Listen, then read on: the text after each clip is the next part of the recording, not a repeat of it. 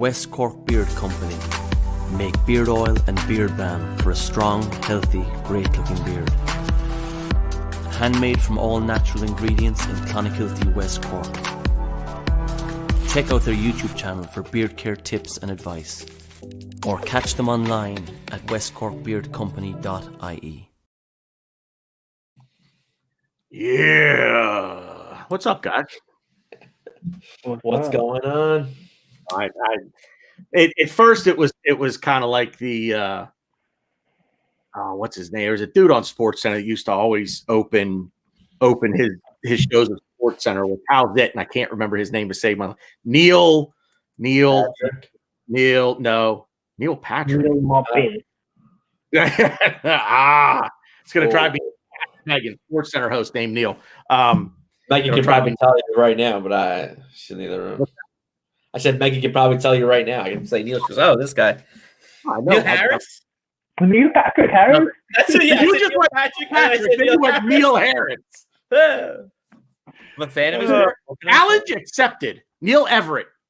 Somebody. Neil Everett. That's right. But anyway, no, I got to come up with my own thing, and even that's not my own thing.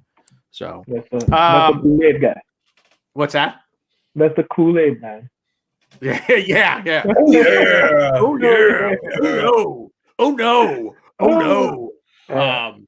So Stan had a work thing tonight, unable to join us. So you've got the three of us, and that means it'll probably be a rather short show. So let's get some house cleaning or housekeeping duties out of the way with first. What is the beer of the week there, Rhino Mac? Rhino Mac? I don't know, man. I couldn't. It doesn't really. I don't know. It was kind of like a boring week. The game was kind of boring.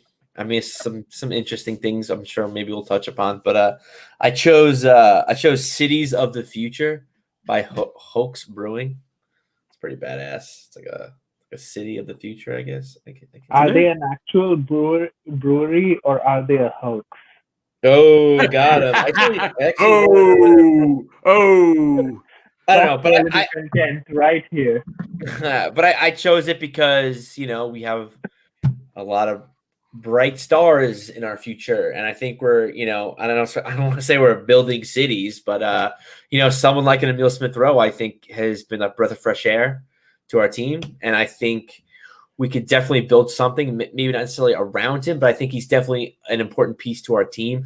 Whether that's him being our starting 10 or center center attacking creative midfielder. Oh yeah, I did that.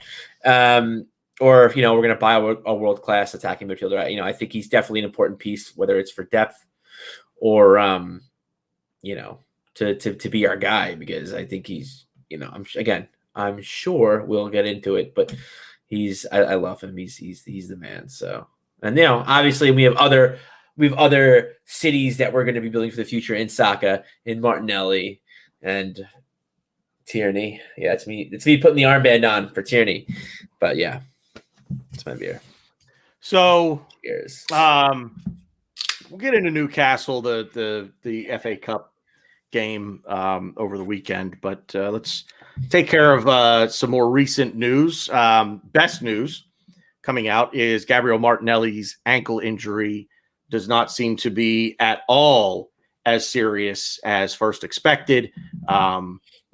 Basically, the rumor is he could be ready to go for Newcastle on, I think we played Monday, don't we? Go Thursday, Monday, right? Mm-hmm. Yeah. So but Ryan, you actually brought up a good point off the air before we started. Go ahead and repeat that, because it's actually a very valid point, I think. I have no idea what you're talking about. About Martinelli not playing against Newcastle. What did you say about Newcastle? Oh, well, I mean, if he's back and he plays, that's cool. But I personally don't think we need him. Again, it's Arsenal, and we would be the type we would lose to a Newcastle who just lost to Sheffield to give Sheffield their first 3 points of the entire season. So I think we could rest him. I don't think we need to rush him back. Maybe you could play him for like 20, 30 minutes for fitness reasons, but I don't really want to start him anyway. And to be fair too, I don't think Palace are a bad team. But I think we could beat Palace without him too. So I don't think it's a terrible thing. And I honestly, bar Willian, I want to see rotation. I feel like Arteta found like sort of like a winning formula, and he's not really breaking it too much, which worries me because injuries are a thing, and we tend to, when one guy gets hurt, 4 guys get hurt. So. So who's going to get the start then? Is Willian going to start? Fuck, what? Who? No. On the left. He probably is, but nobody wants him to start. I mean, so we're going to Aubameyang Lacazette then? Yeah, Lacazette's got to play. He's the guy in form. Go ahead. I think, Lacazette is the guy in form, and I want him to play, and I want him to play up front. He's scoring goals for us. He needs to play, right? So he's going to play. Aubameyang is not getting dropped, even though I think that he should get dropped because his performances have been subpar to what the team has raised in the last weeks. But hopefully, getting that goal, it seemed like a relief at the end, which was a great ball, first by Xhaka, by the way, and that was a Mesut Ozil pass that he made, and then by Tierney, perfect cutback. There was more relief there. So hopefully that gets this guy going, and the bad patch is behind him. So and I think he just is. He's one of those guys that Arteta is just going to play unless he comes up with a mysterious injury, right? So Aubameyang, Lacazette, and Saka. That's a good enough front three. And then because Pepe, again, I don't think he's done anything in the Newcastle game, which was an audition for this week. 2 games coming thick and fast, but I don't think Pepe did anything that merited him to get into the first 11. He had a few moments. There were a few crosses that he put in which were dangerous, and again, like Aubameyang, I don't think could capitalize there. He should have, but he couldn't. But apart from that, Willian, Pepe for me were both subpar in the FA Cup game. So let me ask a question.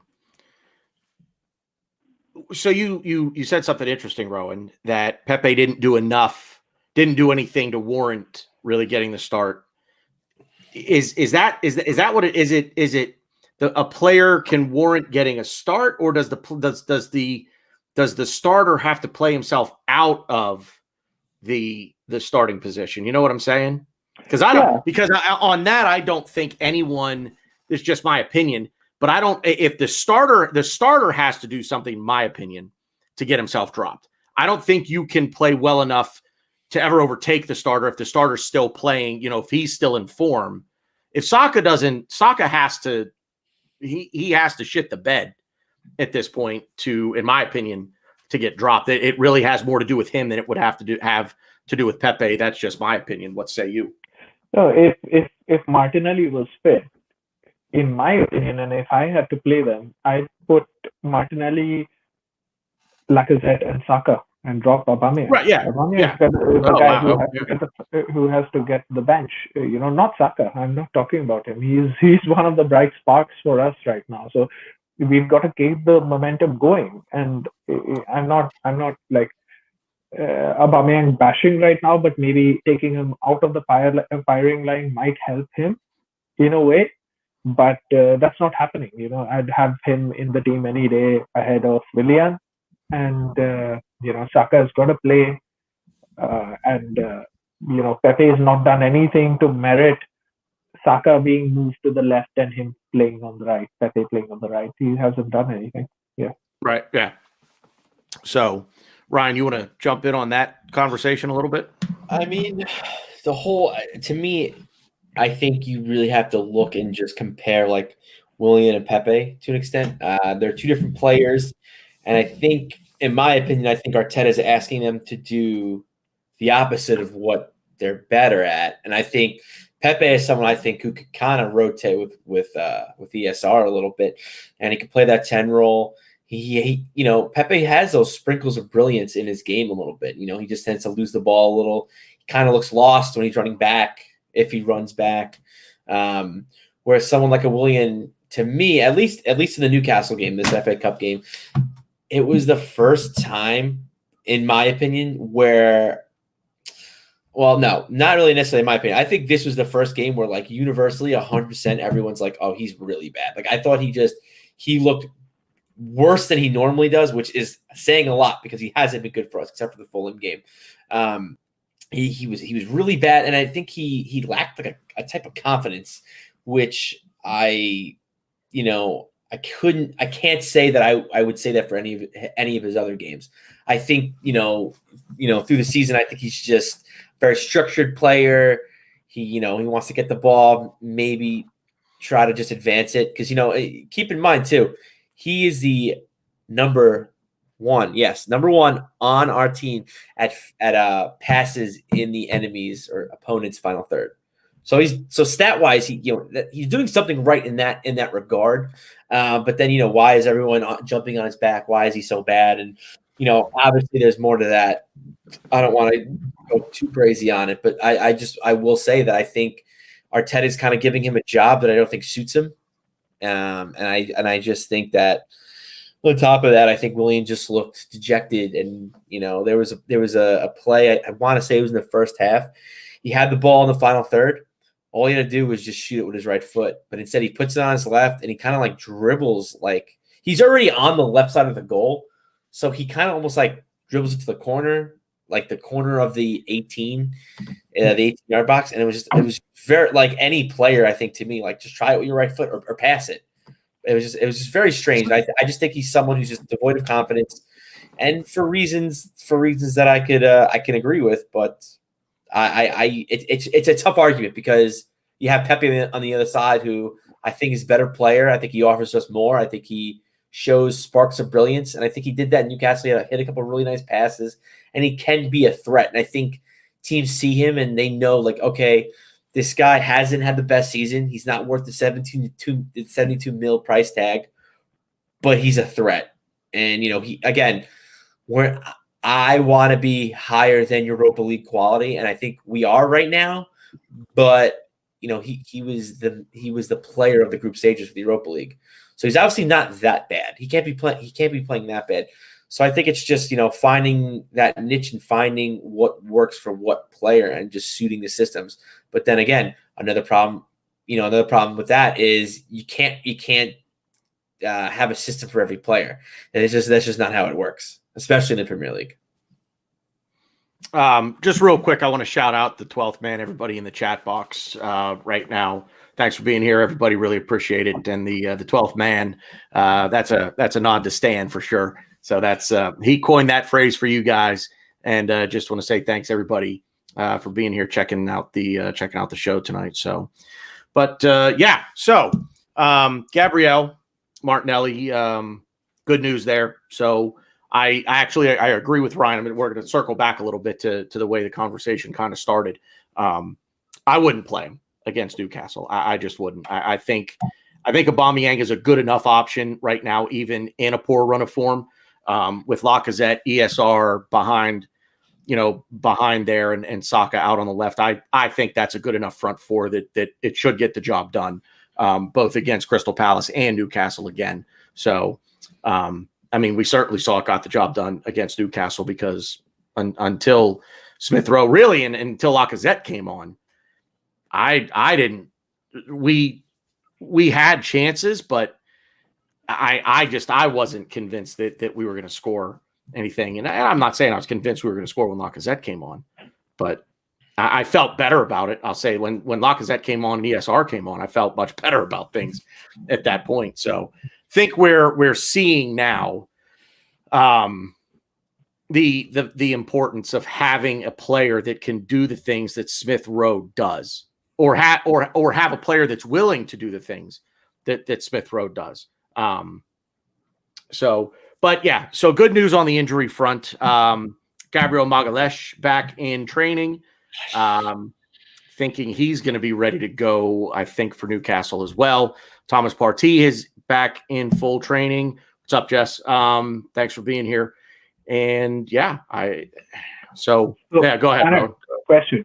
Yeah. So would you drop Murray for Gabriel? And I've got to ask that question that you asked, right? Like, does he now merit to get into the team when Murray's played well? Well, I'm going to answer the question with a question, but then I'll actually answer the question. But I've said this before, and the question becomes as a coach in any sport. So you're Mikel Arteta, and can you lose your starting spot to injury, or in Gabriel's case, illness? Well, he lost it to a red card, really. Well, yeah. But if I'm coaching a team, my philosophy has always been that you cannot lose your starting job to injury. But that said, boy, oh boy, Mari and Rob Holding, whom we'll get into in a few minutes. I've tweeted it before. They're developing a very, very solid partnership. And I want to talk about Pablo Mari while we're here. To answer the question, I would not drop Pablo Mari for Gabriel. Can't drop it. But you can't break up a winning combination. Come on. But I might contemplate dropping Rob Holding, and that has nothing to do. And that has. I want you to know that has nothing to do with Rob Holding. So I'm actually kind of flip flopping here. Like as I said, the starter. The starter has to lose his job. The guy who's coming back has to beat him for it. And I was going to say the same thing. You know what though, too? You also want to see a bit of rotation because once we get back into Europa League, now we're back at 2 games a week. And, do you want to, in these next 2 games, I would try to play the 3 of them and see which partnership is going to really work out. The other thing you got to see is we all make such a big deal about the left-sided center back and the right-sided center back being right-footed. But the fact is that how many teams in the league have 2 right-footed center backs? I understand it's a luxury to have it if you can do it. But how many teams have 2 right-footed center backs? Is it a crazy thought to have 2 left-footed center backs? But I'm getting off the topic here. I would contemplate. I probably wouldn't drop Pablo Mari right now. Call me crazy. Going into next season, I would put him in the leadership hierarchy as well in terms of like captaincy, and he would be somewhere down that pecking order. I think there's something there with him, and this $3.5 million that we spent to get him is going to look like a shrewd bit of business. I think in short term or in short order, excuse me. It's a tremendous signing, but man, oh man, it's tough. Glad I'm not the coach. I'm not the coach. Yeah. Ryan, what do you think? Rowan, that's fantastic, by the way. That's a great question. I mean, just based on, I guess, the past experience of, we were, bringing Saka to sign the thing, he signs it, and we bench him for a few games. So, and that Holding kind of signed the thing. I could see us maybe benching Holding for a little bit, Granted, I think with Saka was a little different. I think we just ran him ragged a little bit. But I mean, if you're gonna ask me personally, I would keep Mari Holding, but I think Arteta is gonna put Mari Gabriel out. But yeah, I agree with Jess. Until they lose it. Exactly. I agree. Boy, it's tough. But then and I'm also I think Gabriel is a great player, and I think he's a great signing for us. That's going to get me a lot of flack. I don't think he's as good as people are saying. I don't think he's been as good as people are saying he was. He was as good. Yeah, he was. Yeah. He's good. I don't think he's as good as people say he is. I think he's had a lot of rash challenges. I think he's he should have got sent off against Man U. He had a couple questionable challenges against what team? I think it was like 2 games after the Man U game. But yeah, I still think he's a great player, and I think he's young, and I really think he's going to be, first on the score sheet kind of player for us. But right now, you have to go with, if it ain't broke, don't fix it. You go with Marian Holden. Yeah. Exactly. See, I'll answer that comment, which was that I agree with Jess, by the way, that until they lose, you've got to keep playing them. And center back is a partnership that emerges. It's an understanding. It's not about one player. You could have one world-class player and the second one is not that good, or they're both world-class players and they're not in the right wavelength. Basically are, you're not going to have a winning combination. So, till the time these guys mess up, you've got to continue to play them. And answering that comment, or responding to that comment that Gabriel was our player of the month for 2 months. I mean, how many games did we win in those 2 months, right? I mean, what's the point of having a player of the month when we are continuously losing? And the reason why we are losing is we are conceding goals. And we are conceding goals. It may not be his issue directly, but right now we've won 4 matches with 2 guys playing in the center. And, we haven't gone on such a long streak that we can afford, or we have the luxury to make changes to it, to experiment again. If it isn't broke, don't fix it. That's the right approach, and I think that's what we should follow. In terms of quality, I feel that Mari and Gabriel have the right quality, and I think that at the end of it, it's football, right? Like, they have to kick a ball, whether they do it with the left foot or the right foot, it doesn't matter. I mean, to me, it's not like our centre backs. I want my centre back to make super risky passes. I want them to make safe passes. And they, being professional footballers playing at that level, should be able to make those passes with their left or the right. It shouldn't be that they can only play with the right. If you're under pressure, then you've got to find another way, or you just boot it up. That's what you do. So yeah, that's the thing for me. So you want our center backs to do safe passes, and you move the ball with both feet. I mean, it sounds like to me, I would love to see a Mari Elneny center back pairing. I don't know about you guys. I love 10. I was like, what? I was like, wait, what? Like, oh, no. He's something really smart, and then he's just like, oh. and then you had to go Ryan it all up, right? The big letdown. Elneny will not play it out from the back. He'll just play it in from the back. Plays right into the back. Into the back. Exactly. This is that's great. The Iniesta thing is done, man. Like, I can't, like, now he's back to being what he really is, right? Like, he like Space Jam for some time had all the powers, those small creatures who had all the powers and turned into monsters. He's back to being that, like, small creature, because, like, every time I see him, you mentioned that ESR and Lacazette changed the game. Xhaka also changed the game. Till the time Xhaka came on, there wasn't any forward passes, and I mean, am I wrong, Ryan? Like, till the time Xhaka got on, nobody else was playing forward passes. And I'm not a Xhaka fan, or I'm not saying that absolves him for all the sins that he's committed before this, or his crimes on Arsenal Football Club that he should be tried for. But in that particular game, he was fundamental to changing the game.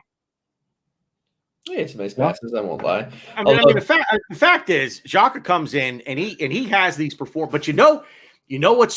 what I think I'm starting to realize here with him, when he comes in off the bench is when he seems to put these performances in. So it's almost becoming a less is more with him, because when he starts, it's very ho-hum stroll through the park. When he comes in off the bench, there's almost a sense of urgency with him, and he's getting things done. And I don't hate Granit Xhaka the way a lot of people do, especially the way someone who is one of the hosts of this show does. especially the way that a frequent viewer of this show, I haven't seen him yet. I'm not sure if he's here. Tony Turner, shout him out again real quick. I know he's home. So if you see this, Tone, hope you're doing well, man. But I don't hate Granit Xhaka that much, but I really don't want to see him start. I don't. If Granit Xhaka didn't leave the club and we kept him as a rotation player, as a squad player, guy that comes off the bench, I'm okay with that. But anyway, yeah, Granit Xhaka, Alex Lacazette, Emile Smith-Rowe absolutely changed that game on Saturday. Ryan, were you going to say something? It's too much Xhaka talk for me. But don't even want to give him any credit, huh? The sad part is I don't, because I guess maybe it's like me almost like, I don't want to say rebelling or fighting the man, but I still see people that think that Xhaka should be one of our captains. And it's just like, to me, it's like, it's almost like, when you grow up and you're a kid, your parents will be like, hey, I don't want you doing this. And you're like, why? I don't know. I just don't, trust me. I know what I'm talking about. Just don't do it or they'll say, because I said so. That's the parents' excuse that they'll say. But the kid does it anyway. Kid's like, it's not enough reason. I'm going to do it. That's how I feel. It's just all these people are like, yeah, like Xhaka did all these bad things, but like he's a leader and like he comes to practice early and he leaves late. And like when he went on it, and I did say this, I think it was one of the international breaks. He had like a week off. He like came back like 3 or 4 days early, and he like went to training. And there's a picture of him like with his arms crossed next to Arteta, like surveying like all the players. But no, yeah, I agree with that. I think Xhaka will get some resub out because I do think he's a good player in an Italian league, maybe Serie A. I think he could do really good because game is so much slower there. I think he, I think he'll do good. In the Premier League, he's not good enough. He's slow. He's immobile. I think things that he does really well. He does well, but it's nothing that I want. Nothing I care too much about. I think we have other players that can do things that he could do really well. And B, we need a mobile midfielder. I mean, we need the midfield, especially in the Premier League, the way it's evolving. You need athleticism, and he does not have that. So there's rumors of Bissouma, right? There's some rumors brewing about Bissouma. Would you sell Xhaka if that could fund Bissouma? Wait, what? I just heard sell Xhaka. Sorry. What did we say, Rohan? I would sell Xhaka. I would sell Xhaka to fund that idiot. Wait, fund me how? I mean, what are we talking? No, I would bring you into the midfield over Granit Xhaka at this point. I'm definitely more athletic. I know it's deceiving, but I'm more athletic than Xhaka. That's probably not true. I probably wouldn't. I actually think Granit Xhaka would beat you up. What? I think Granit Xhaka could beat you up. We talked about this. Granit Xhaka is the type of guy, and listen. I don't know if you guys are doing some weird stuff. I've never seen Granit Xhaka's stomach. I guarantee you, he has like that like stomach, like the tattoo of like a star on his stomach, and he's got the barbed wire around his arm. I'm telling you, that's the kind of guy. He's like a fake tough guy. No, I could beat him up. Hey yo, he's a leader, man. He's a leader. Did you just say hey yo? Yeah, because he's a leader. When his parents used to leave the house, they used to give the keys to him and not his big brother. He's a tough guy. Yeah, like that's his story. That's his story of leadership. I don't know if you guys have been a leader since childhood. My parents used to give me keys. Let me bring Ray's question in here. Is he worth $40 million this winter? No, and he won't be worth $40 million next summer either. That's incredibly ambitious, in my opinion. 40 million marbles, maybe. I think you could get a little more than half that, but I don't think you get 30 for him. I think 25 would be about the ceiling. Again, it's tough because I really do think he could be a really good player in like Serie A. I think that's like the perfect place for him. But it's just, do we think a team's going to come in for that much money? And like, I just don't. It's just tough because in my opinion, every league has its like positives and negatives, and every league is different. So, like, do you think like an Italian league would come in with a higher offer than like, let's say, a Bundesliga team? I don't know. Italy is in this financial climate in world football with the pandemic. Italy got hit hard. Those clubs just don't have any money to spend. They're gonna come in with an offer for free, and all of a sudden he's gonna go there and score like 12 goals and have like 10 assists or something, and he'll be like, "What?" And that's the thing too that I've like constantly like had to like not like fight myself with, but just like you see it online and stuff. Just because he goes to a different team and plays really well, it's like, oh, we screwed up. All the Xhaka fanboys are gonna come out and slate everybody like, oh, why'd you do this? Why, no. It's the same with Pepe. I think if we sell Pepe, he's gonna be great. I would Basuma. But yeah, no, I just think we have so many players that we could sell. That was you loading your shotgun, right? That's what that was. Yeah, we'll go with that. Just making sure. Yeah, I just think that we have players on our squad that don't really suit us and maybe aren't good enough for us. But I think that they'll play exponentially better. Like an Eddie. I think Eddie will. I know like everyone's like, oh, he's not going to West Ham. It's dead. Arteta kind of shut it down. I think Eddie will do pretty good at West Ham. I think the way they play, I think kind of suits him. Someone like a Sebastian Haller, who kind of didn't make it, and he's a good striker. But Sebastian Haller's more of like a tall guy who kind of likes a little physicality, likes to head the ball in. Target man. Yeah, target man. I think Eddie's his own target man, but I think with Eddie is he kind of makes Eddie's a fox in the box. He's not. That's what I mean. I mean a target man as in he's always in the right place at the right time. So I guess it's a different type of target man. But yes, I fought myself, but I don't know. Speaking about this with Eddie and the target man and the fox in the box and things like that. Just low crosses. Kieran Tierney, just keep the ball on the ground, and if you could get it through to him, there's something there, but that just doesn't ever seem to happen. I mean, Tierney's pass to Aubameyang. Do that with Eddie, he's going to bury it. How can you not? The ball's practically on the goal. Because for that pass to work, or that cutback to work, you first have to take the opposition's fullback out. Because if you have the opposition's fullback in front of you, and then you have the center back behind him, and then you have the defensive midfielder covering the whoever the striker is, let's say Eddie. That's just too many people for Tierney to beat to get the cross in, which is why we weren't scoring any goals, right? Like you have to take the fullback out of the game, and that's when those cutbacks are going to work. Tierney. Well, either whoever's on the wing, it is going to cut. It is going to try to deliver the cross, and it seems to be on the left. Always seems to be Kieran Tierney. He needs to beat the fullback.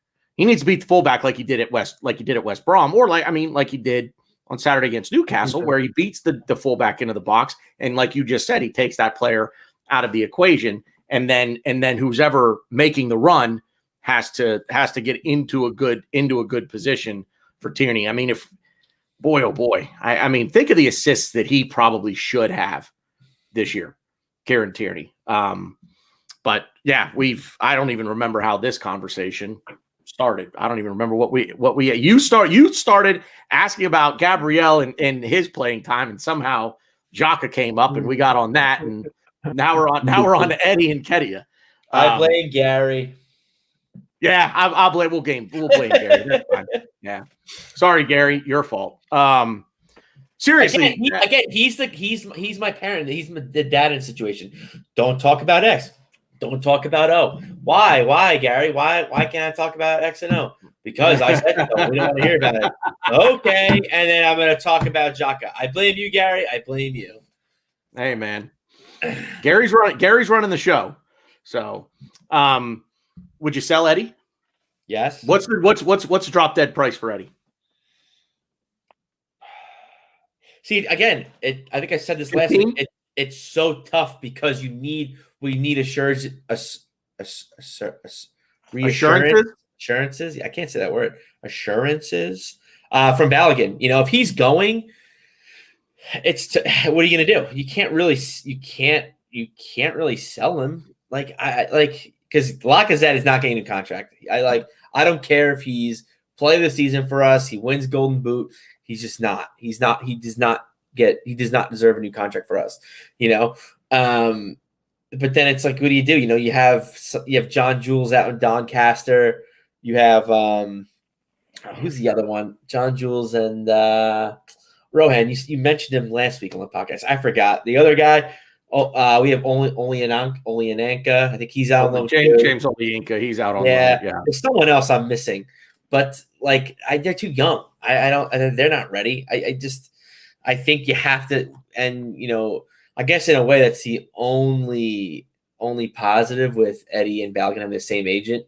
You kind of know what you're going to get, and I kind of think the writing's already on the wall with Balogun not being in the starting, not being in the actual squad against Newcastle, and Eddie was. So I just think we're going to hold on to Eddie and kind of almost pull a Willian and just force him in and plug him until it works, even though it won't. So I think he'll just be used for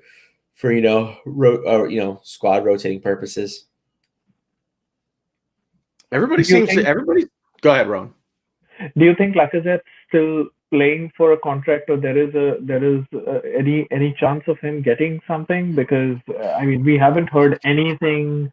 Now he's able to contact or be in contact with foreign clubs, right? Like he's free to talk to them, but we haven't heard anything about Lacazette, because he still has 1 year after this. Okay, so then he's gone. Sorry, my bad.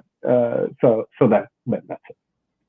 That's but it is kind of a good question though, because when you think of it, if you're going to give the extension, and if you're Lacazette and you're playing to get the extension with Arsenal, you're starting to do that right now, because let's face it, you're going to start those negotiations either now or in the summer, or from here into the summer.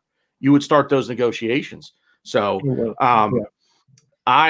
doing the classic Arsenal thing, right? Of playing well just before his contract expires, and that we'll give him the contract in the summer, and he's going to be dog shit when the next season starts. I'll say this. And you will probably hear this a lot from me over the next couple of weeks, just because I've said it on other shows. Hindsight's always 20/20. Hindsight is always 20/20.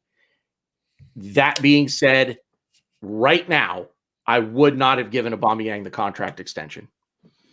Now, it's easy. Again, Obviously. It's easy for me to sit here and say that. It's a little bit of revisionist history, but I would have let the contract run down. I would have let the contract run out, and I would have taken my chances.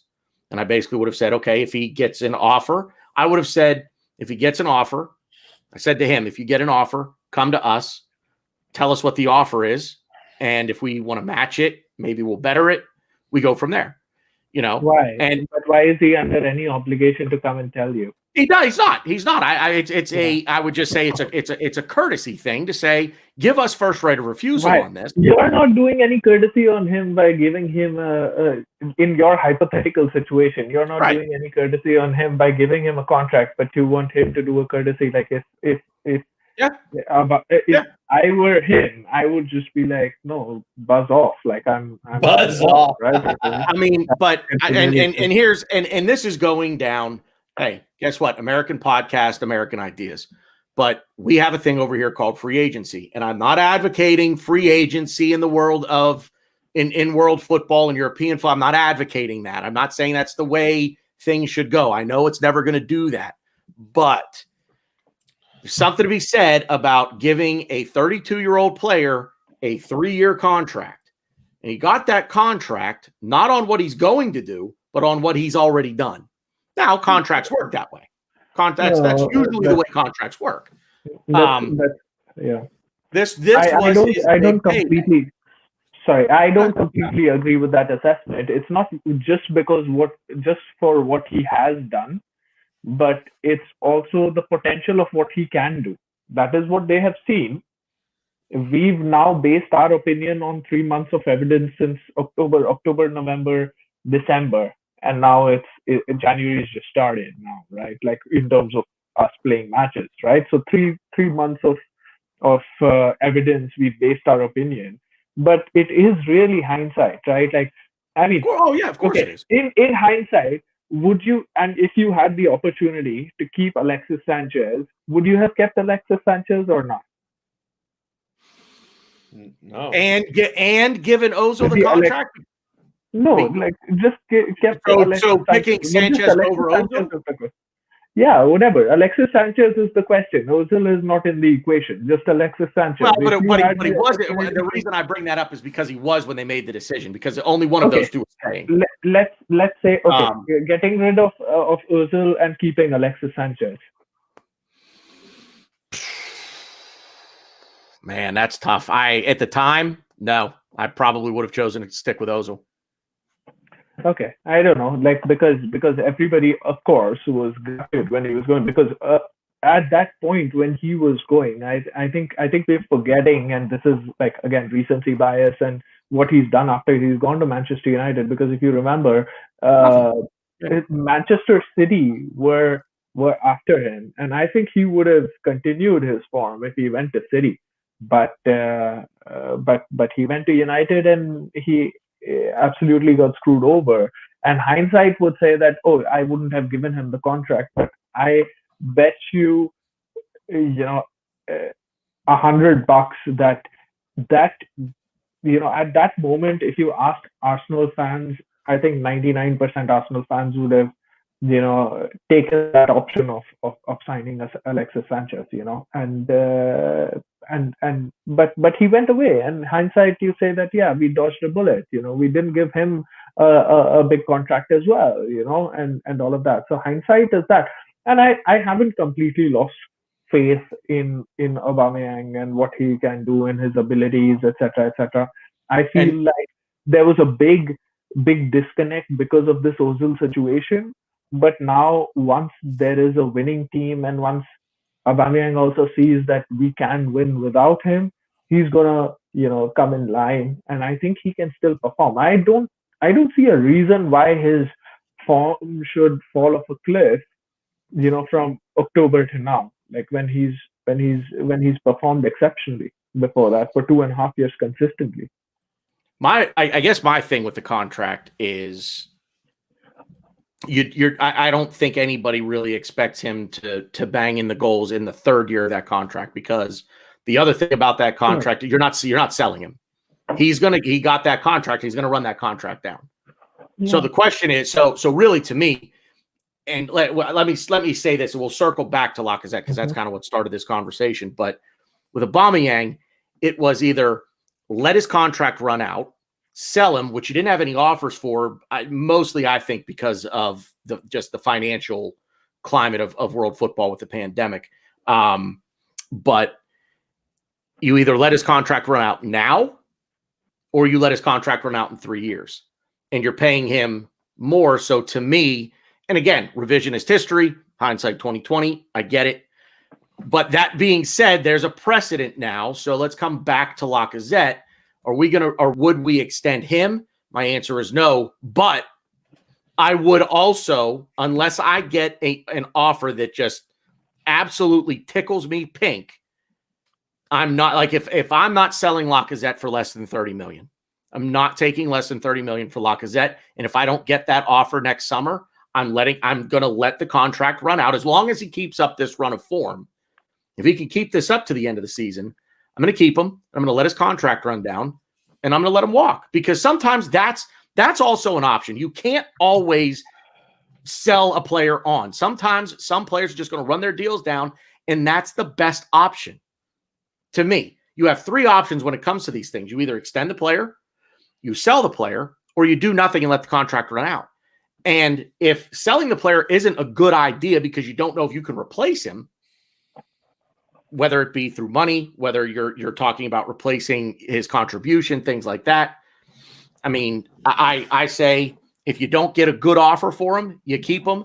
Don't cut your nose off to spite your face. Hopefully you get the same production out of him in that last year, and then you let him go. But at the end of the day, you can't re-sign him, because now you have another striker on your books for another 3 years who's going to be, Lacazette's what, 29, 30? 31. He's 31. He's a year younger than Aubameyang.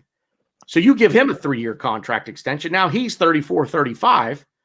Aubameyang's 35, 36 walking out the door. What are we doing?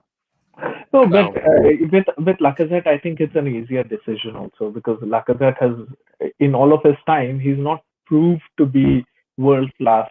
He's not proved to be, for me, an upgrade on Giroud. He's posted the same numbers as what Giroud has done. So, why would you give him another contract? We were desperate for Aubameyang, and we've given him that contract because he's proved to be world class, at least when he was in form. And for 2.5 years, he's been banging in goals continuously. Over 20 goals. He's the first Arsenal player since Thierry Henry to score 20 plus goals in consecutive seasons or something, or since Van Persie. No, I think it's Thierry Henry that he's scored 20 plus goals. So he has proved his worth, and that's why he's got the contract.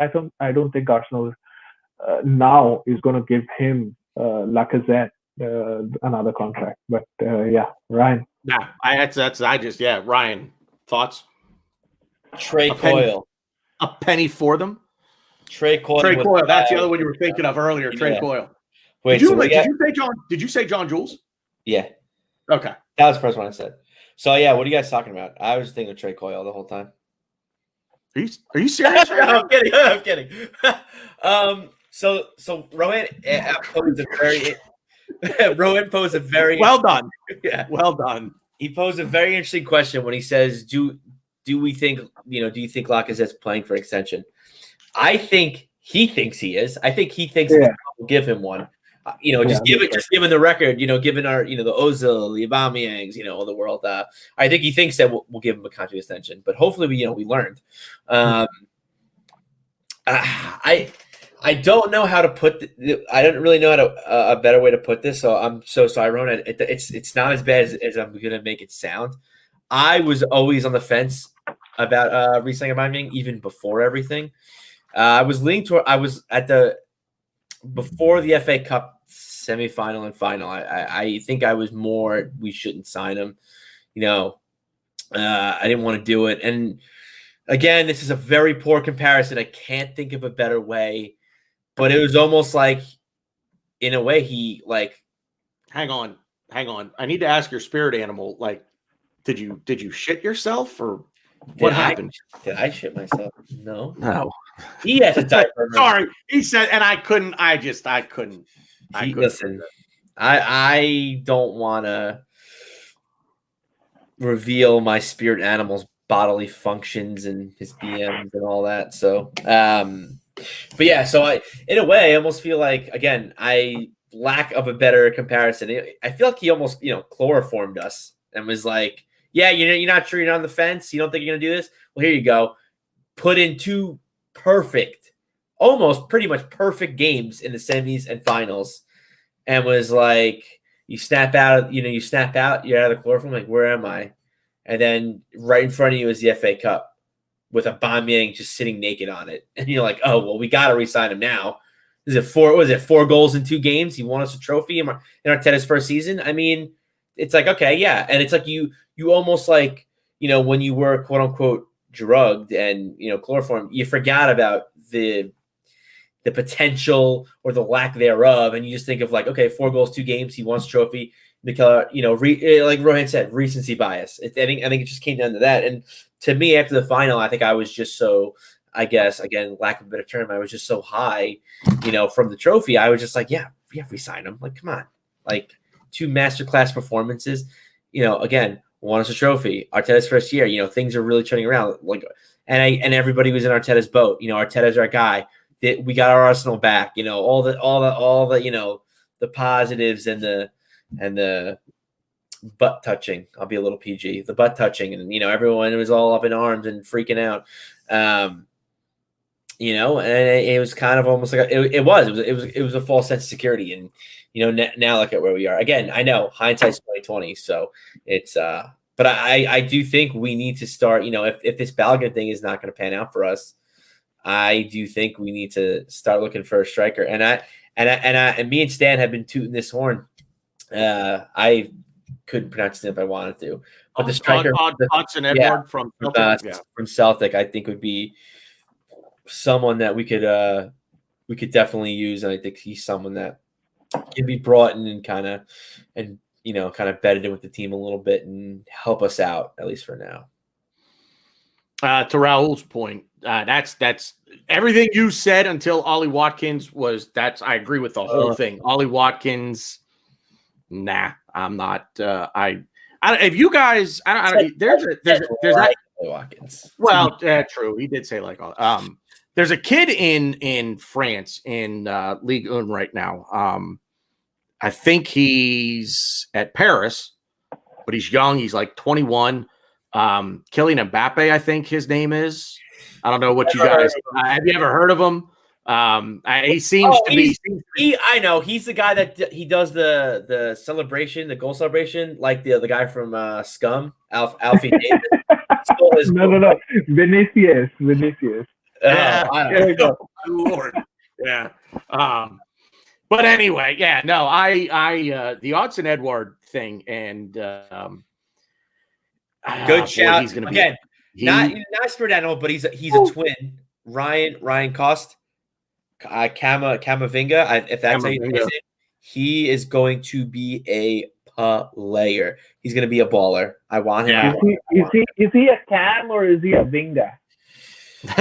Right. Jeez, we are coming out with the dad jokes today. Yeah, we are. Yeah, we are. The only one of us who is a dad. What do you expect? I had some dad jokes. Leave me alone. Edward is going to be. He's going to be a tough get. I think. Money wise going to be a tough get. There'd have to be a sale somewhere. I think. To be honest with you, I just don't think there's. And I just don't think the funds would be there without some sales. To pull something like that off, especially when we still need to upgrade a few other areas. So, and if anyone isn't following, I think I can never say. I'm assuming it's George Bird on Twitter. He's very well into the youth. I'm always following him. I'm always getting his like. And it's George. It's George with a J at the beginning. Yeah. He's so good. Yeah, he's so good with his analysis of just the U23s and everything going on. And he tweeted the other day and he was just saying how bloated our squad is. Even in the academy levels, our squad is so bloated. And he says in that statement, he said, expect to see a lot of our youngsters and a lot of guys in the academy getting sold. And I think that's something we need to look at too. We talk about of course come on, we know. We talk about this, do we let the contract run out? Aubameyang and Lacazette, and we need to sell and this. Yeah, it would be awesome if we could sell Aubameyang for money. It'd be awesome if we could sell Lacazette for money. But to me, our sales should really be from our academy and our younger players and our Willocks. And personally, I think Reece Nelson, the door is slowly closing. Arteta doesn't see anything in him, but I don't know. There's just something I see in Reece Nelson that I think he could be a part of this team. Not starting, but definitely for depth. But someone like a Willock, and Eddie, I think we need to, not invest better, but just invest smarter in the fact that we need to just sell these players. And I think when you have an academy and you're bringing up all these players, you want them at the very least either to be squad depth, which would be amazing, or you just sell them. You sell them for money. It's not like you bought them for anything. So, I think we need to be a lot smarter in utilizing our academy better instead of just saying, oh, Willock, Nelson, AMN, the Haaland boys, oh, they're going to be our savior. They're going to save us. They're going to do all these things. They're not. I think ESR is definitely a talent. I think his football IQ is off the charts, especially at his age. But we need to start making these tough decisions. I'm already starting to come to grips with. I think we're going to sell AMN. I don't think AMN is going to be here at the start of next season. Big fan of his, but I just we just need to be smarter in that, and people need to just learn to let go. I want it This is actually from Pepper. 1-year contracts for elders. Laka has earned another year. So I don't necessarily know that I agree with the last part of that. But I don't necessarily hate the first part of it, that if they earn a contract extension, if they play well enough to earn an extension, you give them 1 year. And no, go ahead, Ron. Go ahead. No, but that used to be the policy at Arsenal. If you remember, about 5 years ago, we never gave players over 30 years more than 1 year contracts. It's a very recent phenomenon that we started giving players long-term contracts, and I don't think that we should do that. Even Chelsea, for that matter, used to do that. Remember, like John Terry used to get a 1 year extension every time, and then we signed Petr Cech, and we sort of changed all of that and started giving veterans long-term deals. But we should go back to that. Yeah, I agree 100%. It's not necessarily the extension in theory with some of these guys, which is it's the length. Like, I don't have a problem with the Aubameyang contract extension in theory. The only problem I have with it is the length. That's the issue that I have. I would have given him 2 years. And look, in contract negotiations, and Rowan, you do this for a living, so tell me if I'm crazy when I say this, but when you're talking term and money, sometimes one has to give. You know what I mean? Or if you're going to give on one, you need more of the other. So you're never going to get both to come up. You've got to get one or the other. With Aubameyang, and I don't know what he's on. It's rumored what, 250 grand a week is what the rumor is. You give him 275 a week and give him instead of you give him 250 at 3, you give him 275 to 3 for 2 years. So that's I could talk about this kind of stuff. Yeah, exactly. I'm fascinated with squad building and negotiations and things like that. I love this stuff, seriously. But at any rate, let's anybody, you guys want to say anything else about contract extensions, because we're going to move on to a player that actually just signed one, unless you guys have anything else you want to say on the matter. I like the fact that Rob Holding just committed to another 3 years with an option for a fourth.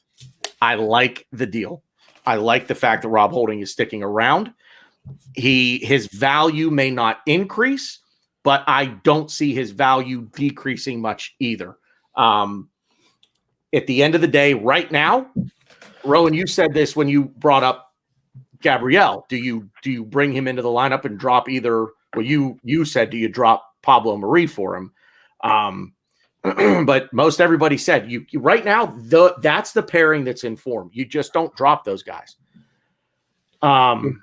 So I think he's the end all be all and the future right center back of Arsenal Football Club for the next 6-7 years? No. But I think he's going to be a very solid depth option. He's well liked in the locker room. He's well liked around the club. He's not going to be on high wages, and he's and hopefully there is somebody that is better, and he's a depth option, and that's not a bad thing. So I really like this deal. There's no reason, in my opinion, there's absolutely no reason to not like Rob Holding signing a contract extension. Ryan, do you know how much he's making per week? No, 25 grand right now. No, I mean like with the extension, I have no idea. Because to me that's everything, but like literally, yeah. But he can't. It can't be anything crazy. He's not making 150 grand a week. Again, I know, but this is us. Like we pay people 350,000 a week to sit on the bench. True. We won't spend any more than 30 million pounds on bringing in a player. But boy, once we get him, then the coffers just open. You get a raise. You get a raise. You get a raise. Everybody. I'd say this is like me at a strip club in Vegas, but I've never been to a strip club. Allegedly. Allegedly. Hey, by the way, if you believe that, I got a bridge I'll sell you. So, anywho, so Rowan, go ahead. I mean, he's still young. He's English, but he didn't cost 55 million, so he cannot be good, right? That's what you have to say about him, right? Like, I mean, on a serious note, he didn't cost us anything when he came out. Like, he didn't cost us anything substantial when he came. He's 25 years old. We've got him in his prime. Do I expect him to be a starter for most of his extension that he signed 3 or 4 years, well, I don't even expect him to be a starter next season. I would expect someone better to come in. But what I do believe, again, he was on 25 grand a week. Even if he doubled his wages, he would be on 50 grand a week, which is not crazy money, right? Yeah. It's not crazy money for a squad player. And, given that we are in the Europa League now, and we will probably be in the Europa League next season, we may not be. So, but we won't be in the Champions League. So, I think Rob Holding is a decent player. And then if we do qualify for the Champions League next season, then I do think that there are clubs who will come up or who would be in that mid to lower tier of the Premier League who would be willing to buy him. So I don't think that it was a bad decision. I mean, I agree with you guys that he's a good player to have, but does he inspire me? Is he one of the signings that I'm crazy about, that I'm like really stoked and happy about? No, I think it's a good piece of business by Arsenal, and that's it. I also think too, I think he's, obviously barring any crazy injury, I think he's gonna get better. I don't think this is the best Rob Holding we're gonna see. So definitely positive, and it kind of goes on the track that I Tanner said it, and I kind of agree with it too. I want to pay people for what they're gonna do, not what they did for us. So I think this is a great signing, and I'm excited. And I think I value him probably a little bit more than the average fan. I think he's a great player. I think he can help lead the team. I'm not saying give him the armband, but I think he's a leader within the club. And I think he's, again, like Rohan said, he's English. I think that's a big thing too. And he almost beat up Diego Costa. Okay. Not many people in the world are probably going to step up to the plate with Diego Costa. He stepped up and almost, and if he would have hit him, he would have open hand slapped him. It wouldn't have been a touch. He'd be like, shut up. No, yeah. See what I did there? Only certain people know that, by the way. He's not afraid. He doesn't back down from a challenge. He's not afraid. And I think that's something that, I'm sorry, I don't think Koscielny was a good player for us. He was good in pieces, but I'm not a fan. He was solid, but not a fan of Koscielny. He's a baby. He's a wimp. He cried in the dressing room. I don't want to go too hard on him. But yeah, the Holding is the exact opposite. Holding is what we need. Koscielny is a baby. And people love Koscielny and laud him like, oh, Koscielny was our best defender in X amount of years. Well, I think Holding's going to be better, and I think he's someone who character-wise and culture-wise is exactly what we need for this club. And yeah, exactly like Ray said, great depth. That's it right there. That's it. That's it, right? That's what it's about right there. Because, and here's the thing that a lot of people need to understand. You're not going to build a team with all of the best players in the world. You're just not going to do it.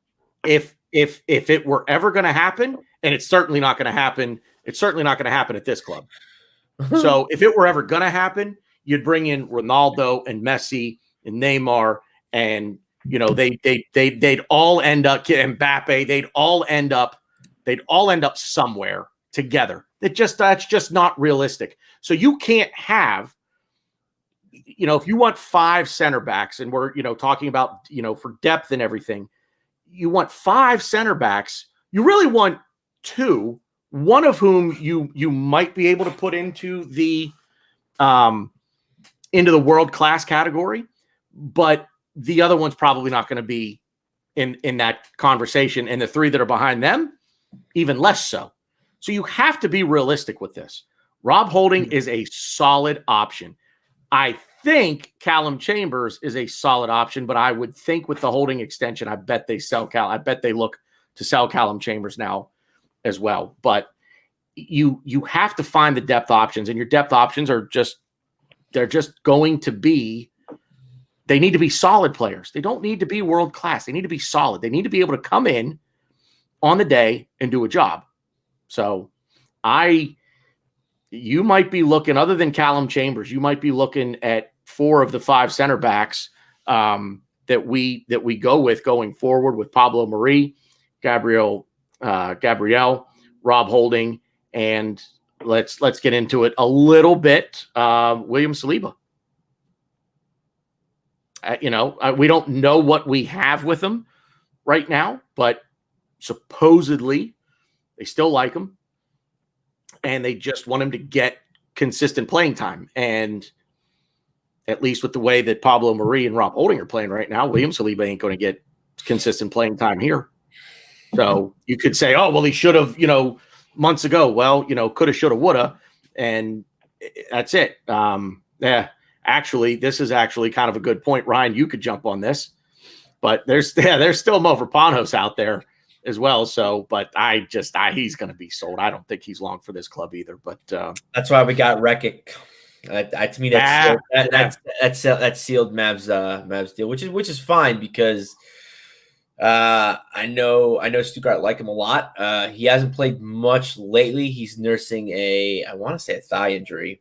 So they kind of he hurt himself during them against Leipzig. So just being cautious. But yeah, I mean they like him a lot. I'm not saying they're definitely going to buy him, but I think something like the Bundesliga suits him. I think he suits Stuttgart's team very well because they're very athletic. They like to move the ball around. They could counterattack. They could move the ball up to the middle, through the sides. They could play throughout the back. They could kind of do it all. But yeah, I do think Mav is on his way out. But hopefully we can get some moolah for him because I know Stuttgart likes him. So hopefully they'll pay for his service. What's your take on Saliba? Because this has kind of been this has been a hot button topic over the past couple of weeks ever since we loaned him out to Nice. I really don't like talking about it too much just because we don't know what went on behind the dressing rooms. We don't know how the move to England really affected him. When Arteta says he wasn't ready, I believe that he wasn't ready. I watched him play for the U23s, and despite what people were saying about him, how he was levels above everything, I thought he was good. I thought, maybe he did look a little better than the quality he was playing against or with, for that matter. But again, I just think he a little too rash for me, a little too raw for me. I don't think I didn't think he was ready. I don't think he was ready for the step up. Now, do I think he was ready against teams like Dundalk and Molde? Yeah, I do think we should have probably gave him, a run or two in there and really kind of push it on him a little. But again, I don't know where his state of mind was. I don't know what was going on in his head. I don't know what was going on in the club's head.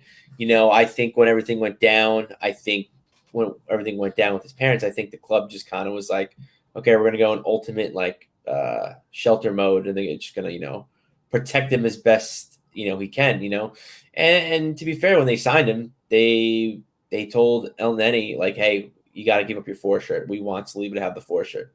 So they have plans for him. I mean, at least when they signed him, they had plans for him. Granted, now we have a new manager, but I think, he's still so young, and defenders can kind of be a little older and still be really good. So I'm not worried about it. I think that, his first game with Nice was meh, and then I know his second game they gave him. They got him like 24 hours before, for crying out loud. Hey, by the way, go play 90 minutes. And then but in his second game though, he got man of the match. Yeah, so, yep. It's interesting. I think we just gotta play it by ear and just. I just see him as like a wounded bird. He's got to slowly nurse him back to health and get him as situated as possible, and make him feel at home. And Rowan, I'm going to come to you real quick, but let me say this real quick while it's on my mind. Keep and develop from Pepper. He's still young. Keep and develop, and I agree with that. But something that Stan said back when we were in the real poor run of form, and we're saying, why aren't we playing the guys that are playing the Europa League games? And what did he say? You run the risk of ruining 2 teams then, right?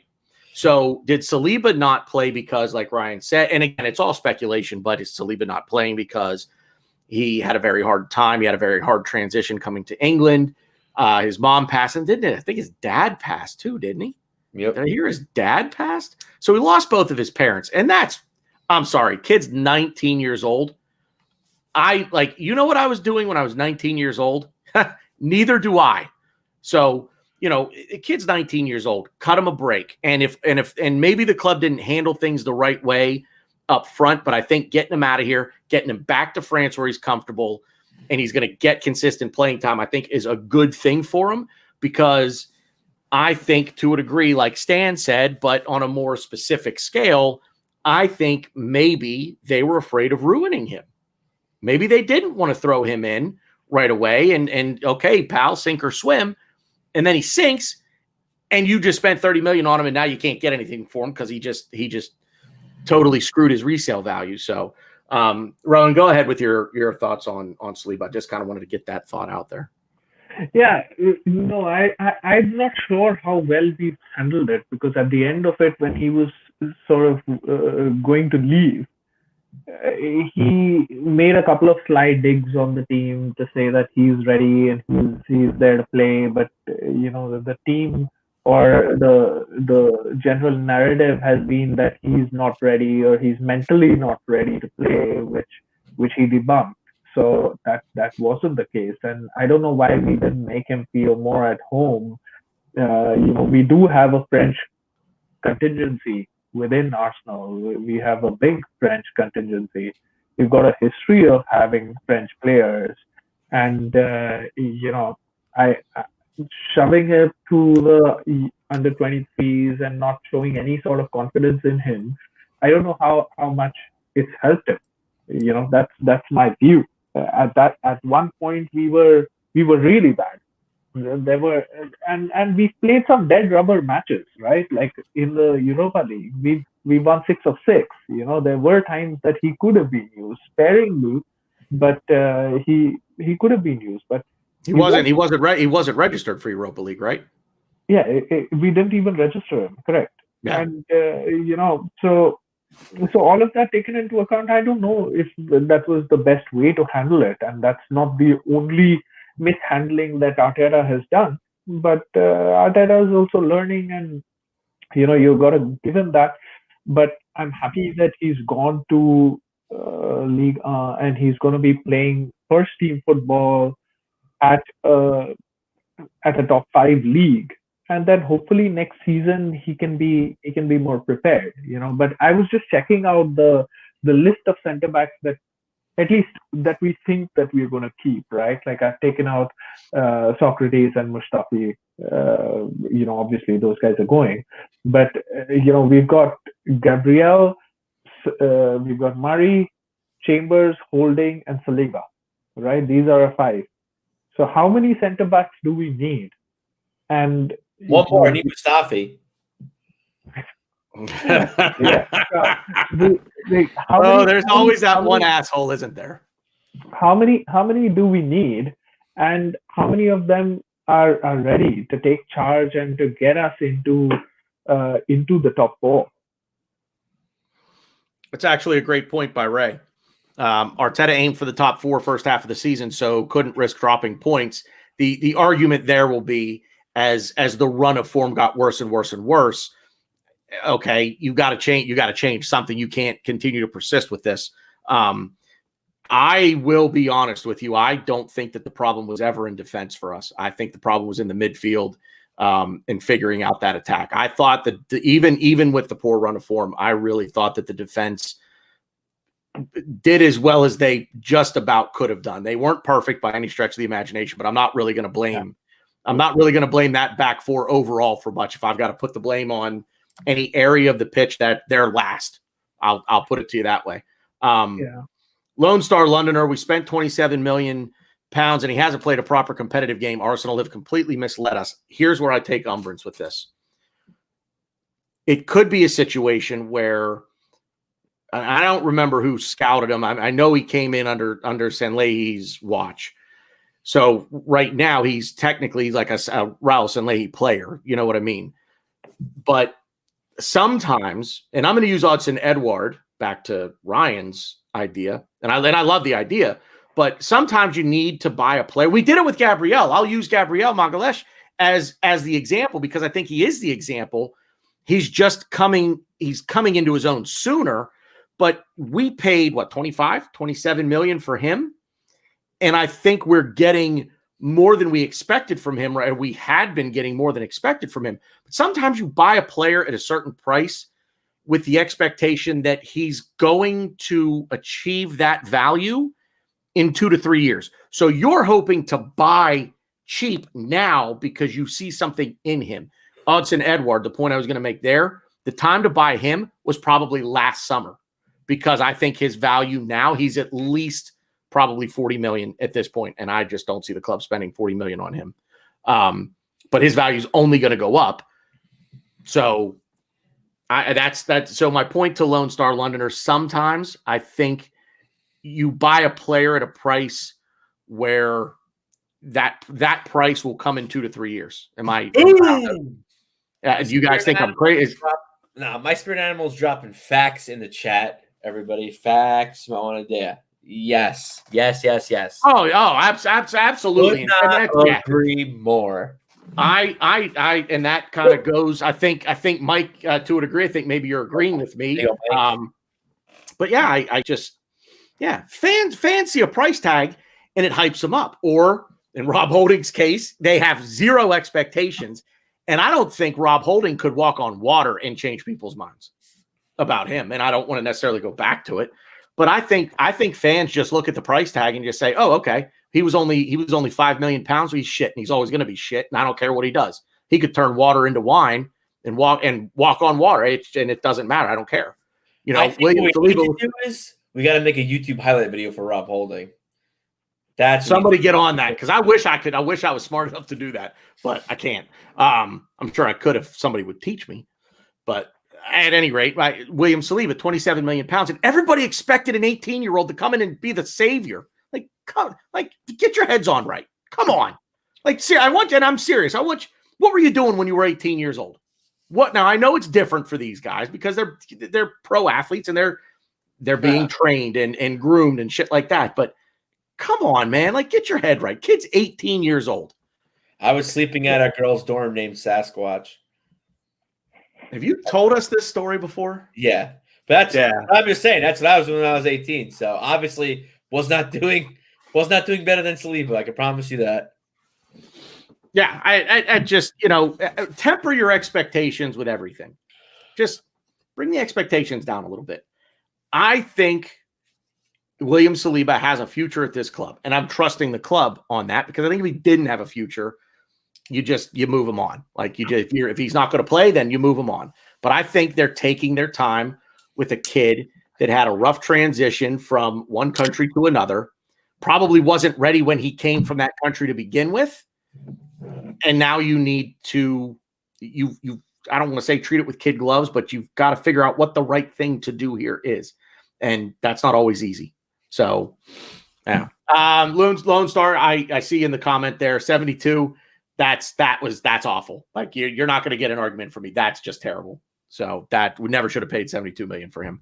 But anyway, anybody else want anything to add on William Saliba? Well, I think he is comparable to the Chelsea signing again in the summer, right? They signed Malang Sarr, right? And they loaned him right back out. He's gone to Porto, and similar age, similar profile, coming into the Premier League, but understand that he's not ready, and they loaned him out right away. And there are no questions there, and there are questions here because we kept him for 6 months, and there was just so much, shady business going on. But man, so but that's what happens. I mean, hopefully he comes good, because there's a lot of expectation, and he's young. He looks like a unit, right, as they would say. Yeah.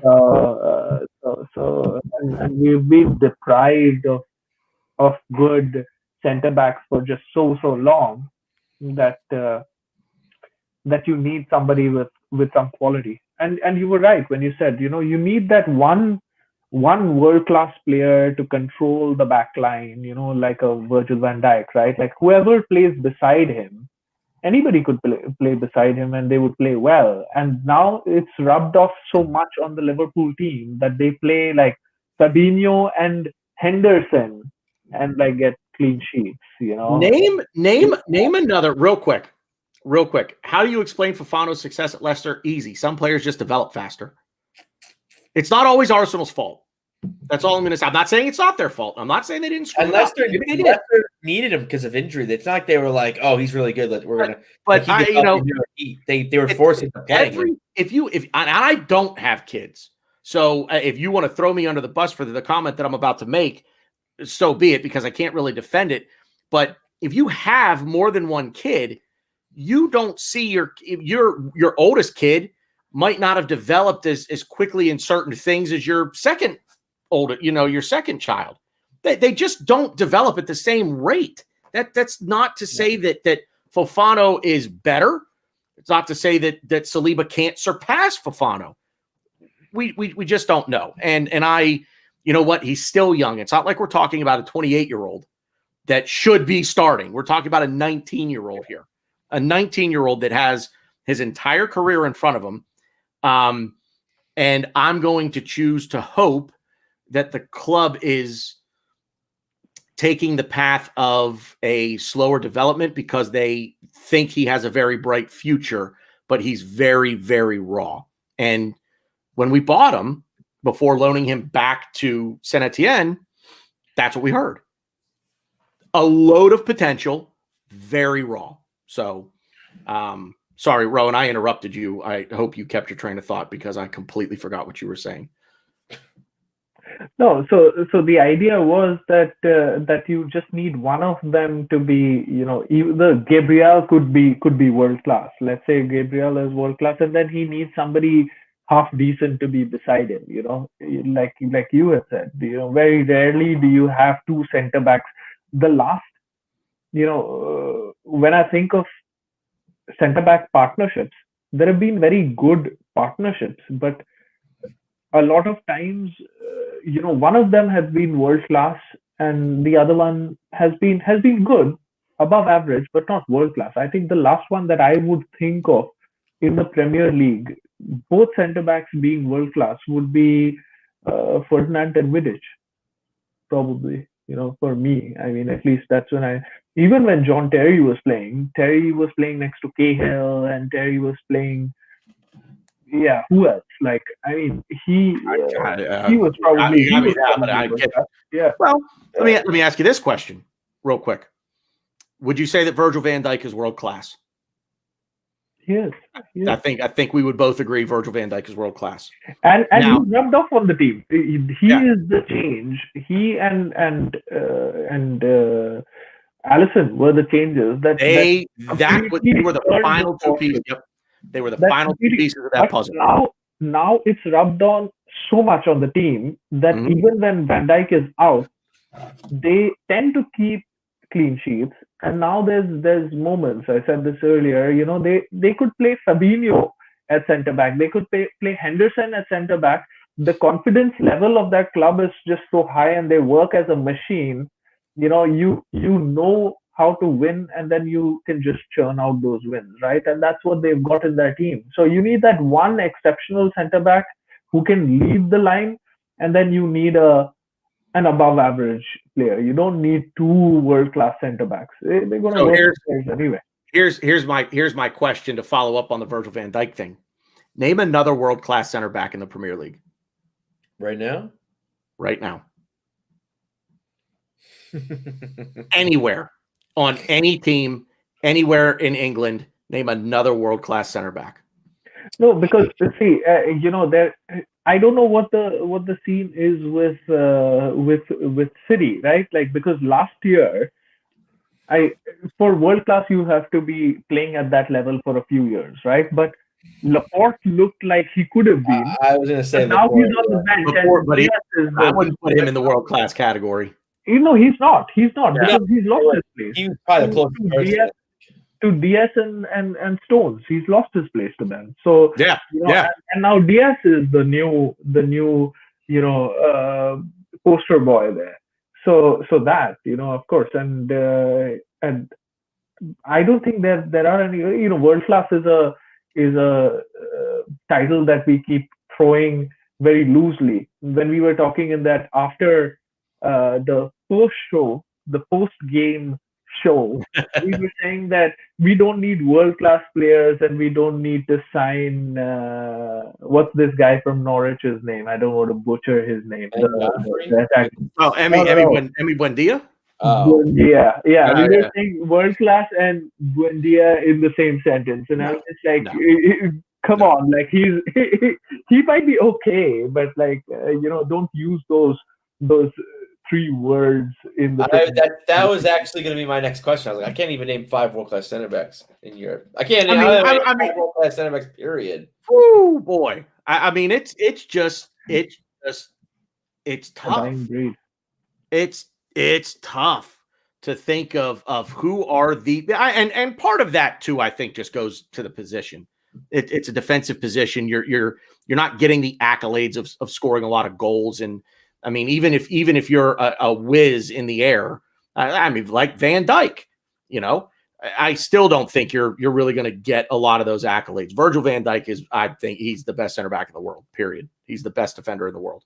But boy, I don't know that there's anybody that's even really sniffing his class right now. But it was just when you think about it and you think of, because I see, our supporters all the time are like, oh, this guy for us, not good enough. This guy for us, not good. Okay, well, who do you want to get then? Who's the option? You can't, the club isn't going to go out and drop 300 million pounds on 6 players. They're just not going to do it. And it's not realistic. Nobody does. No club in the world has one position group where every player in that position group was bought for 50 million pounds. It just doesn't exist, So again, it comes back to expectation, So anyway, hey, what else, guys? I think we've pretty much run the gamut here. I'm going to throw this out there. I probably shouldn't, but it's not to necessarily talk about him as much as it is to talk about the rumors that are surrounding him and more the journalism that's going on. Do we really think that Ozil is leaving in this window? Do you believe it? Or is it media hype? I don't know. You see, there's all sorts of rumors, right? Like that he said that the club can pay him off in 3 years and things like that. So who knows? But of course, we have no credible source to believe that he would, that he would leave. But I wouldn't expect him to. That's my answer. So I think he's already, in more or less ways, I think he's already leaving this summer. I think he's going to Fenerbahce. I think now the question is he going to go 6 months earlier? Can we come to agreement, terminate his contract, pay him whatever he needs to pay him, pay his wages for when he leaves? I don't know how all that works, but if they can come to some kind of agreement, then I think he can leave in January. But I think it's going to be it's going to be tough. I think he goes on loan. It's just me, but I think he's going to go on loan. I think they're going to figure out a way to subsidize the wages, split them for the 6-month loan, and then he'll just sign with Fenerbahce on a free. If DC United were ever actually in the conversation for this, that's if he's not going to DC United.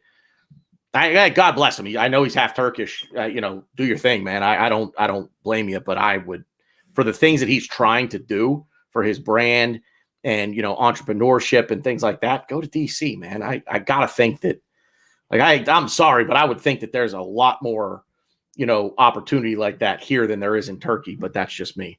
So yeah, but isn't Fenerbahce a boyhood club? Like that was. It is. Yeah, I mean, there's been a lot that that's if he were gonna, that's the only club he'll play for in Turkey is Fenerbahce. So, but yeah, I don't know. It was just something I keep seeing it, but oh, by the way, I keep seeing a lot of things, and it's like, yeah, it's gonna happen this week. Yeah, it's gonna happen in the next few days. You said that a few days ago, So what's going on? I don't know. Anything else on your guys' minds? Anything else you want to get off your chest? Didn't really focus on the game much. We could, look forward to Crystal Palace a little bit on Thursday if you want. I just can't wait till Emil Smith Rowe gets a number 10 shirt. It's gonna be the first shirt I buy. Which I don't know if you guys saw. I think I posted it in our chat, but I don't know if the chat saw it. The leaked our leaked home kits for next season. They look nice. I'm a big fan. I'm a simple guy. I like simple shirts. Nothing crazy. Like I don't really like this year's home kits too much. I don't like the pattern on it. Still bought it, but I don't like the pattern on it. Yeah, but if that's our shirt and Rowe gets the 10, whoo, easiest purchase of my life. If he gets the 10, that's pretty much, I would say, confirmation that he's not going anywhere. You know what I mean? Oh, I think I said something. I did say something in the podcast. I don't think he is going anywhere. I think it's just, can we get someone better? Maybe help him, hold his hand maybe along the way, or do we just want to get him because he needs some kind of not necessarily competition. He needs someone to back him up, push him. That's why I don't want Buendia. And my reason for not wanting him is different from yours. You buy a 40 million pound player, or you buy a player for 40 million pounds, that player is going to start. Like it's that simple. That player's going to start. So if you bring in Buendia, who you drop? And oh, by the way, he's not a 10, doesn't really play through the middle. He plays on the right. So now all of a sudden you're not even really talking about dropping ESR. Now you're almost talking about dropping Saka. Are you really going to do that? Sometimes leave well enough alone. He needs cover. And I said this last week, I think he needs cover. But I don't want big money spent on this position. I'd be all right with Joe Willock as cover. I hate to say it, but I would be. Come on, no, stop. I'm not saying he's good enough. I'm not saying, but why Evan? Why? What are we talking about here? Why? You need cover. You need a body. How much are you going to spend on a player that's going to play in that position? Seriously, how much are you going to spend on that player? We need to sell Willock. But if you bring a play, how much do you spend on a player that you say, okay, but your rotation, you're only going to play in a rotation role or in case of injury, and that's it. Because if you bring in a player and you drop him into the starting 11 immediately and drop Smith Rowe, back to Rowan's point with Aubameyang, if I'm showing him no love by saying, yeah, you test the free agent market, or you go see what's out there, and then come back to me and give me first right of refusal. If you're Smith Rowe, the club just basically said, screw you, buddy. We still don't think you're good enough, and you drop him. Now what? If I'm Smith Rowe and that happens, I hand in a transfer request the next day. No, but there's a difference between Smith Rowe and Aubameyang, right? Aubameyang, through his years, had earned that right to say, screw you. Smith Rowe has played 4 games. Yeah. So let's have that straight, right? But he cannot dictate who we sign and who we cannot sign, right? And the issue this season, like you had pointed out, has been the midfield. If we bolster our midfield in any way, shape, or form, no person should have an issue with it, especially not Smith Rowe. I would still consider if you said that about Saka, because Saka is, probably, been around for longer. And but Smith Rowe's just come into the scene, and he has a history of injuries, and let's not pile so much pressure on him, and he can learn the trade. This is also a sell that we are getting in a player who is quality, from whom you can learn and develop. And there's like these many minutes that you're going to play. There's enough matches that Arsenal Football Club plays in a year. So and there's enough rotation where Buendia and ESR can play in the same 11. They can start together. And like you say this, say that again. So Buendia can play other positions, and I think, and so can ESR. That's why I said I don't think if you buy Buendia, I don't think the conversation is even about dropping Smith Rowe. I think now the conversation is about dropping Saka. And you don't want Buendia, so don't start this with me. No, but you brought up a point that kind of I don't agree with. Is you said like, oh well, if we spend $40 million on a midfielder, like he has to start and he has to play. We spent $72 million on a winger, and he is not getting in over a guy we got on a free. A Chelsea reject. So it's like you can't really. So the club comes to you. You're the target. You're the target. The club come to you and say, "Okay, we're prepared to buy you. We're prepared to meet your club's valuation. we'll pay you, but you're not going to start. At this point, you're both telling me that you go and you buy a better player than Emile Smith-Rowe, and that player is going to come in. He's going to sign a 4 or 5 year contract. You're going to spend 30 or 40 million on him, and now you've just blocked Emile Smith-Rowe's path. What do you mean? I don't understand this whole blocking thing. They can play together. They can play together. We just What do you mean they can play together? Buendia and ESR is Buendia, but who do you drop then if you bring in Buendia? It's all about rotation. Like I said, like you can rotate Martinelli out. I understand that. Lacazette's not here. Aubameyang's not going to be here. You can rotate Saka out because we always run Saka ragged and we always play him games in a row. Is that player going to be willing to come in on the price tag that we're talking about? Is that player going to be willing to come in on a rotation? That's I don't care.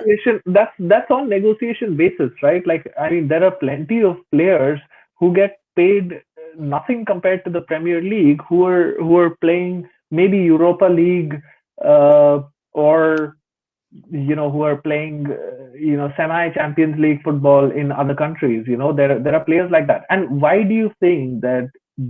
Let's take Buendia for example, right? Like, why would he not want to come to Arsenal and be a rotation player when he plays in the freaking Championship?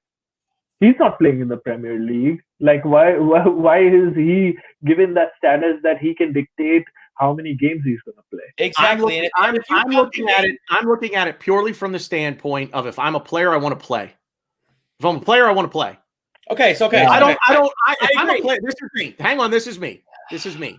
I'm a player, I want to play. If I have a starting role in at this club, granted I'm a level down, but if I go to the bigger club, I have no guarantee that I'm going to play at all. Sure, I'll get some play, but I'm the starter here and I want to play.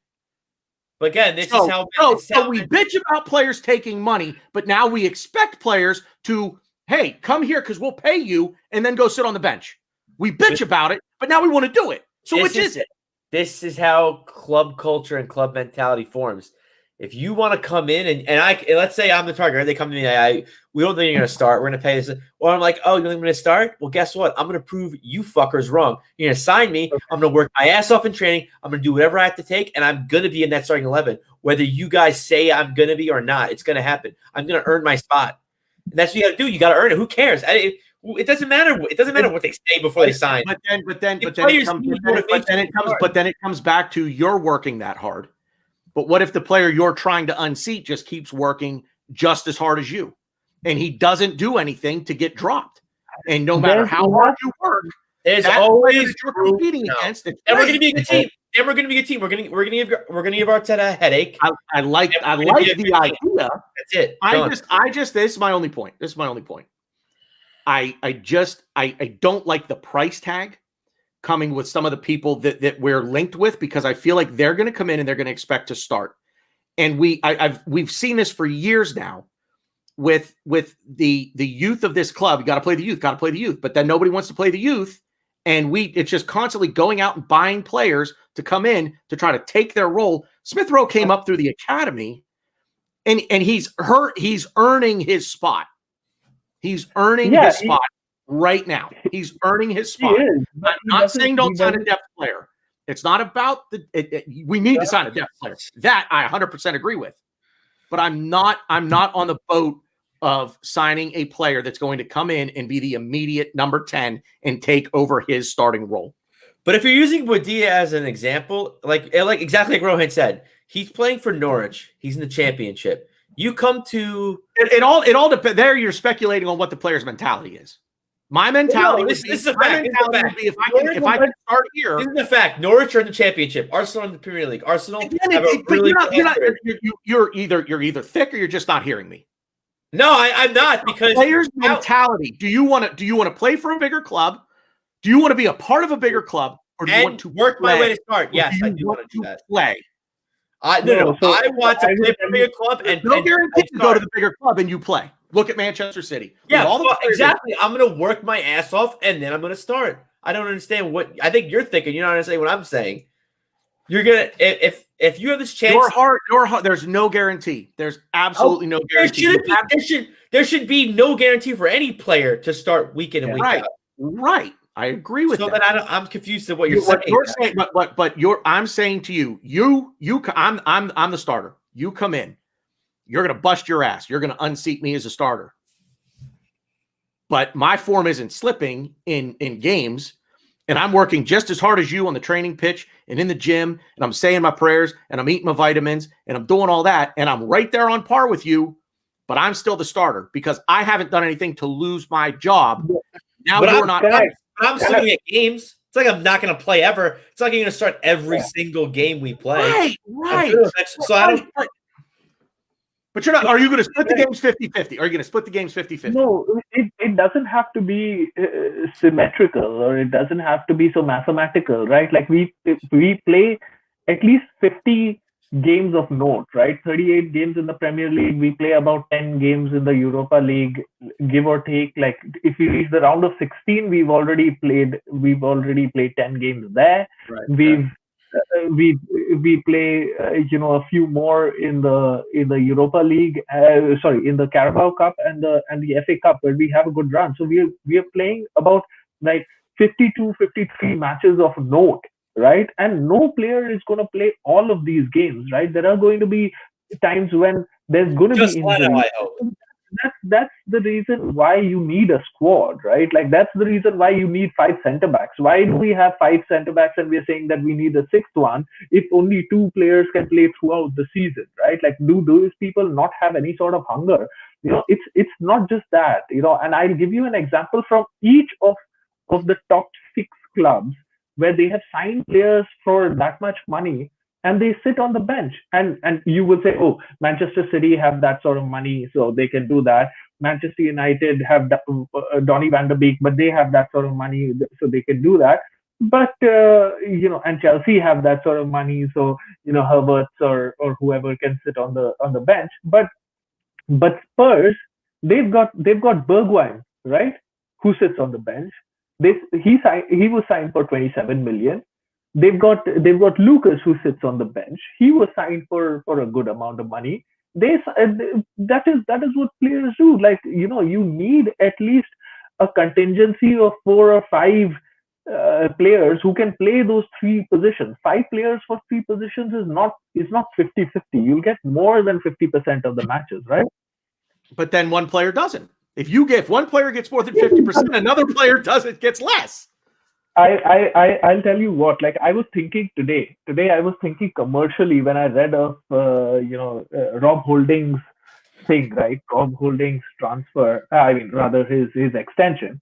And I was thinking that Rob Holding would himself know that he's not really a starter for Arsenal for the next years, right? I don't think he would. Do you think Rob Holding is convinced that he's going to be the number 1 or like amongst the 2 centre backs for Arsenal for the next 4 years?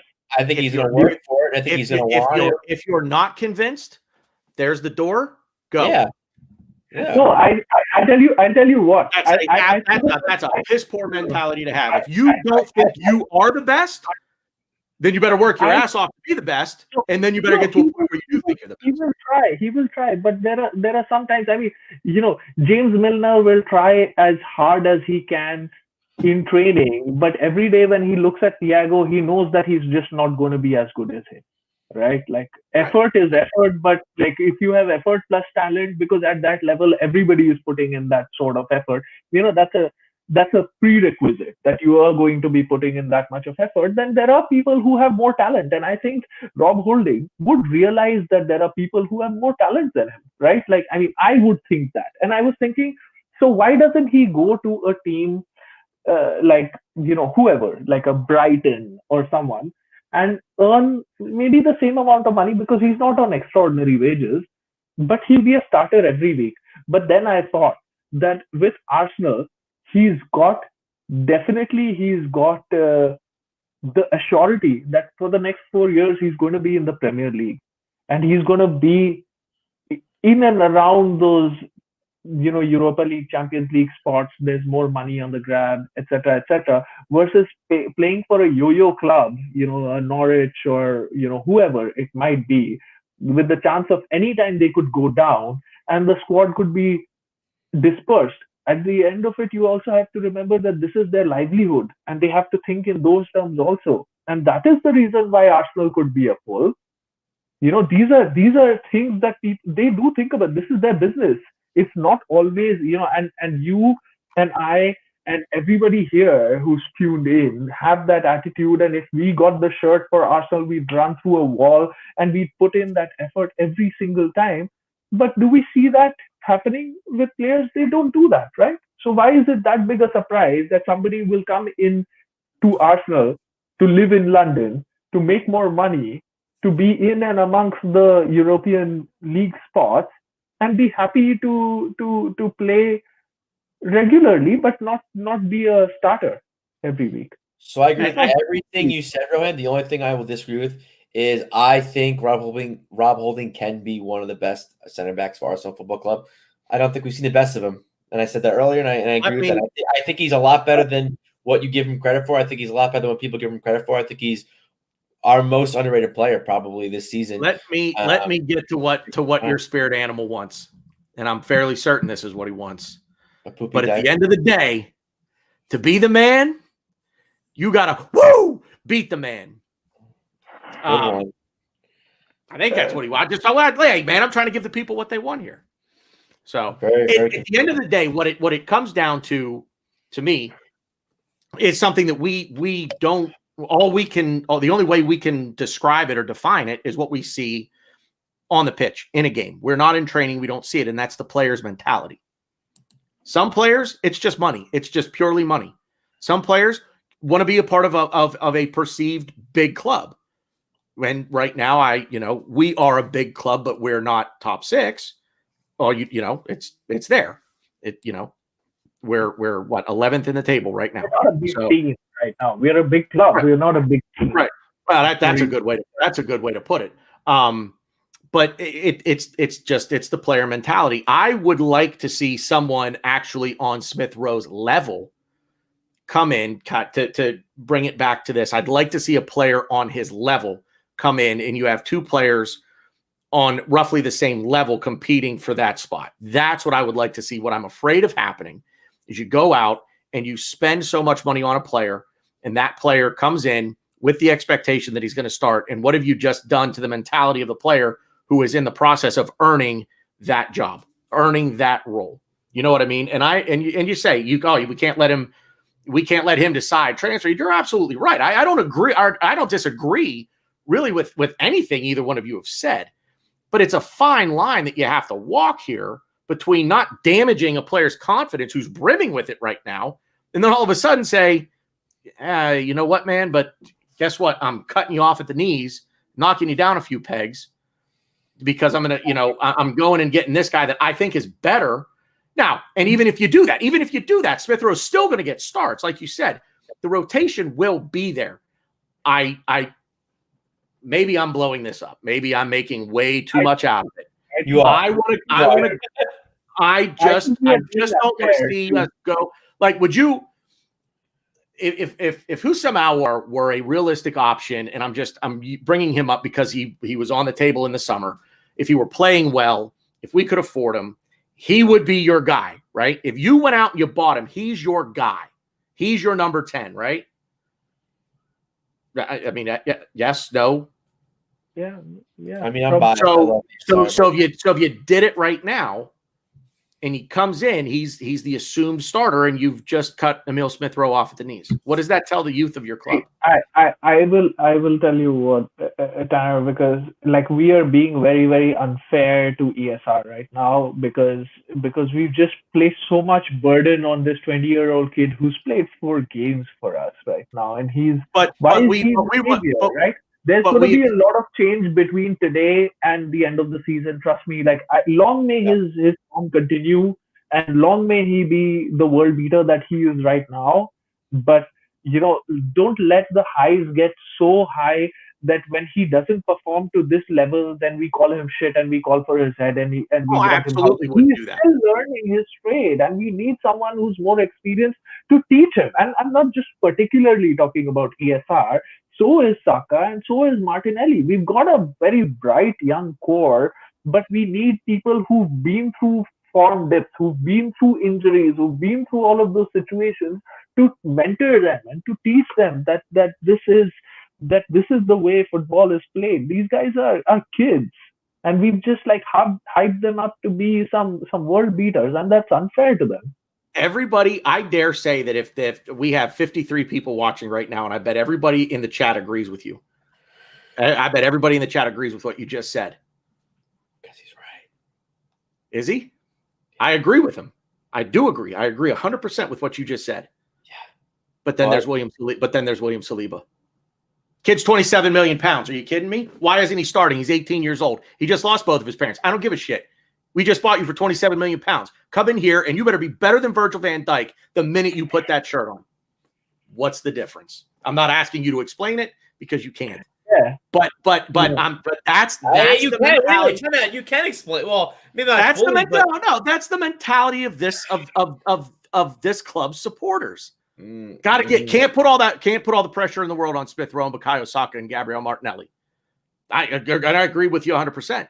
But So then I at the don't same think time, that it's William the Saliba pressure- should have been starting from day one. But William the Saliba pressure was doesn't speak English.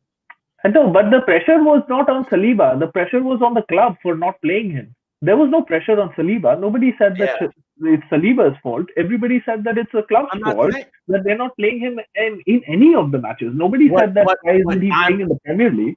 What I'm saying is there are people who think that William Saliba should have started the minute we got him. There's a very large, maybe not the majority. What'd you say? I said, Tony Turner. Yeah. No, well, yeah, he did say it. But it's not that, Oneeb, I'm going to put this up because I want to differentiate something. Wanting Saliba to have some game time is normal. You're absolutely right. I agree 100% with that. But there are people who think that because we paid 27 million pounds for him 2 summers ago, that the minute he came into this club, he should have started. And that's end of. And that's why they're upset. They're not upset because he's not getting any playing time. They're upset because he didn't come in and start right away. So it's wait, we have to give ESR time and we have to give Saka time and we have to give Martinelli time. But William Saliba, no. He needed to come in and set the world on fire from day one. In fact, he should have been setting the world on fire for Arsenal when he wasn't even playing. Before he even got to the club, he should have been setting the world on fire for Arsenal. So, at any rate, we're up against again. ESR is young. He's English, but he did not cost 27 million, so he is not expected to be that good, right? That's the logic. That is how we started this whole thing. Yeah. How we will end it. Yeah. But I still think it's an unrealistic expectation. I think it's an unrealistic expectation for all of them. So again, I don't think that we should not be buying cover for Emile Smith Rowe. I just don't think we should be buying a player that is going to block his path. I think, like I said, a player that's on the same level. At this point, I don't care who gets blocked in this team. I just want to be a better football club. I want to be in Champions League. I want to compete for titles. I don't care. I do not care. I love ESR to death. I don't even care if he gets blocked at this point. I want to be a better team. You know, the misery and the depression that we had, especially on this podcast, but just in the fan base when we were flirting with relegation, we had people talking about what our championship shirts are going to look like. We had people talking about like when we go in the championship. Oh, away at Bolton's going to be fun, or I don't even know who's in the championship. But yeah, they were talking that nonsense.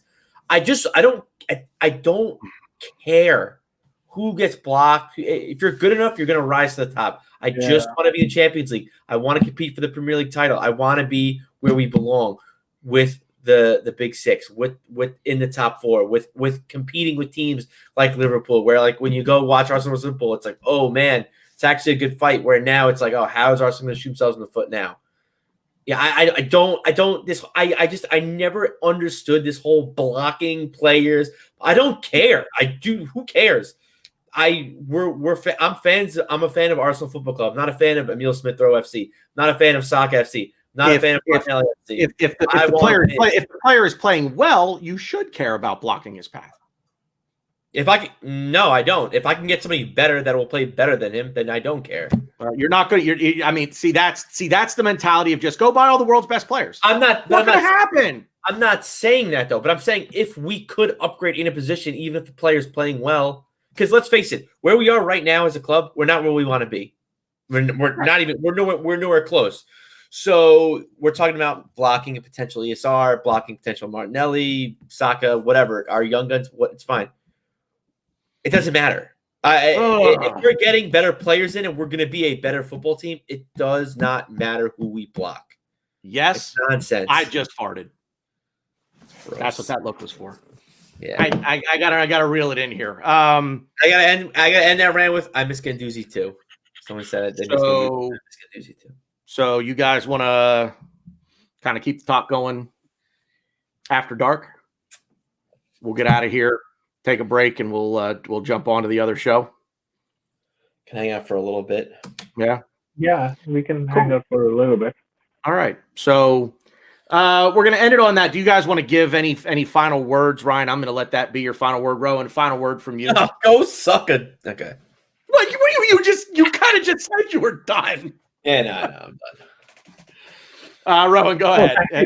Thank you all for tuning in as usual. And now, by the time we log in next, we would have played 2 more games. Hopefully, we get 2 more wins. The previous match against Newcastle has shown that there's nobody challenging for what has been a regular first 11. For the Premier League, that's won the 3 Premier League matches. So long may it continue, and we may rise and we may get those wins, because the way the league is going, we could end up anywhere. It's full of surprises, and we got to ride this momentum and take full advantage. Yeah, I'll tell you what. We're going to take a little break. We'll get into the after dark stuff. You can copy and paste the link from the comments. That will get you right into that should get you right into the viewing for when the show does actually start. But I'll tell you what, when we come back, we'll take a break. When we come back, let's dive into the Crystal Palace stuff. I know we've talked about just kind of bullshitting after the show and whatnot, but let's dive into the Crystal Palace thing real quick and maybe get a prediction out there, or just general thoughts on the match, and then it'll turn into a little bit of just us kind of talking about whatever. So link is down there, guys. I'll post it one more time for you. I've put it up there. This is now 3 times. And obviously you can just search the Bearded Gooner on YouTube. The channel will come up, and that's where we'll be. Give us about, 3.5, maybe 5 minutes. So thank you everybody for being in the chat. Real quick, I want to shout out Darren who just jumped on. My God, man, it's got to be like 4 a.m. over there for you. But I'll tell you what, man, we're getting out of here. But jump over to my channel, because we're going to be doing the After Dark thing. So come over, join us there. I'm not going to give you much of a last word other than thank you very much to Gary moderating the chat for us. As always, he does a great job with that. Everybody in the chat, thank you guys so much. The 12th man, you guys are what drives this show. So we've got 49 live right now. If you're willing to stay up, jump over to my channel. And listen, I am 8 subscribers away from 200. That would be absolutely massive for me. If you're not already subscribed, please come on over, subscribe to the channel, drop a like, help us build this community if you would, please. But seriously, thank you guys for watching. We really appreciate it. We're going to get out of here. We'll see you on my channel.